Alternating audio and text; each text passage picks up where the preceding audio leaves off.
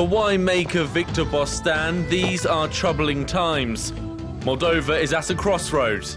To its west, the lure of further EU integration.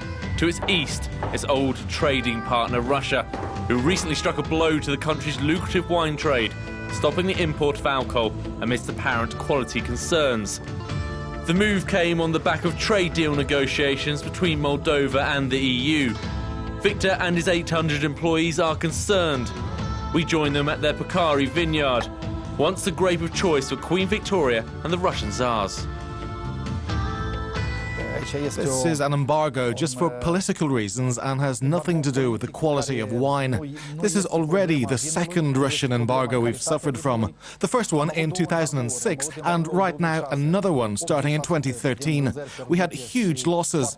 In 2006 we lost 80% of our trade.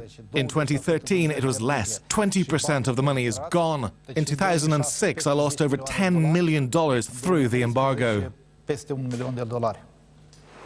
But the vineyard still turns a profit. Learning from 2006, Victor decided to reposition his product towards EU markets. Now just 1 in 5 bottles are sold to Russia. Before that figure was 4 out of every 5. But the relative success of Purcari is at odds with the rest of the industry. Most of the wineries are loss-making and urgently need access to cheap capital.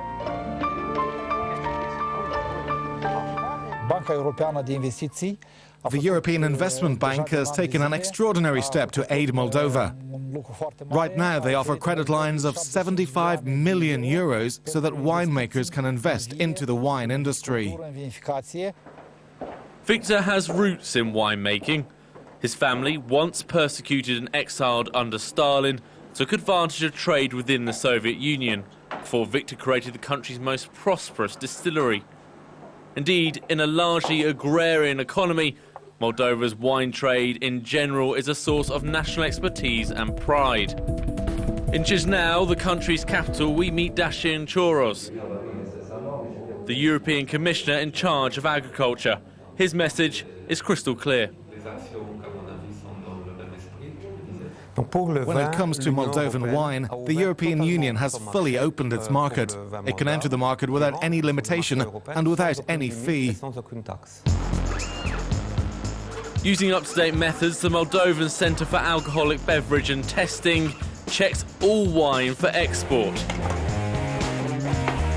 When the Russian authorities complained about impurities, the team here double-checked with the help of EU labs. They found nothing wrong. Euronews asked the Russian regulatory body for an interview. The request was denied. False. Skurcz from false. They are wrong, completely wrong. The wine in the Republic of Moldova has also been exported to the European Union, and we never had any problems with the wine in this direction. The only problems are coming from Russia. It's a viewpoint that's shared by the Moldovan Minister of Agriculture, recalling the long history of production and export. I invite all of them in my office. 70% of the Soviet wine was Moldovan wine.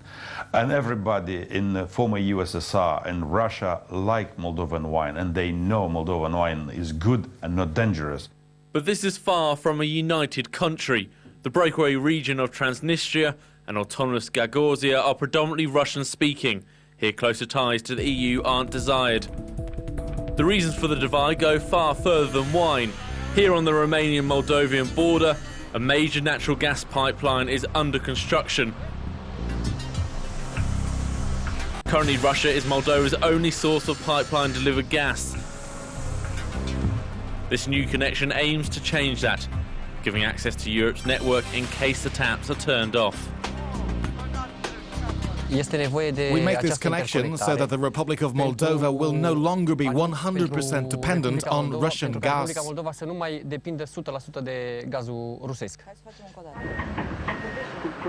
If all goes to plan, by May, the pipeline should be ready. The length of the pipeline is 32.2 kilometers on Romanian soil and 11 kilometers on Moldovan soil, and its capacity is for 1.5 billion cubic meters per year. Critics gave a far more conservative estimate, claiming that the pipeline will only be able to operate at 10% of its capacity until additional infrastructure is in place. The European Commission has pumped money into the project to break up the stranglehold of Russian supplier Gazprom on the domestic market. It's a practice Moscow remains opposed to. Makar Matei, a local producer of prunes, relies on gas to dry his plums for export to Russia and the Ukraine. But the bill is proving problematic, with Gazprom accused of high pricing. Makar would like to sell his dried fruit in the EU, but needs the marketing know-how and the finance. The credit loans are very expensive for us. For instance, I took a credit from a bank worth 150,000 Moldovan leu, and after 6 months I had to pay back 180,000 leu. Imagine, 30,000 leu just went into the air and vanished, disappeared.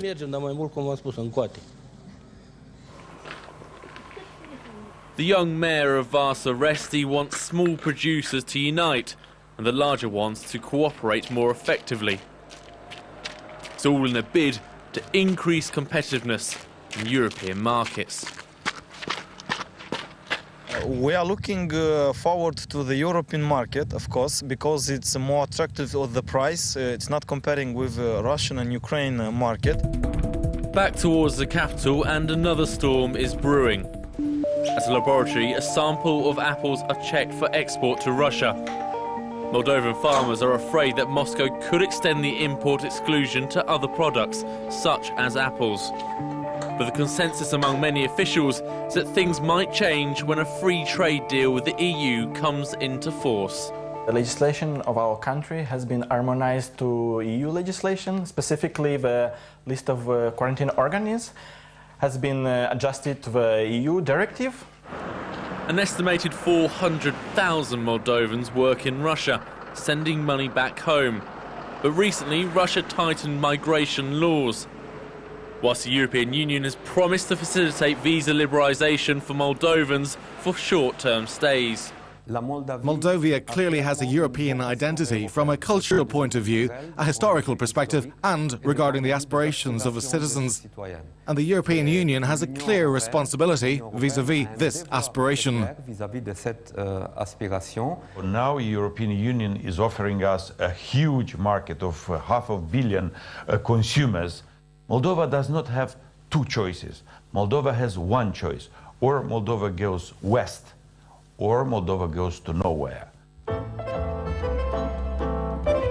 But public opinion is split. 44% look westwards, whilst 40% to Russia.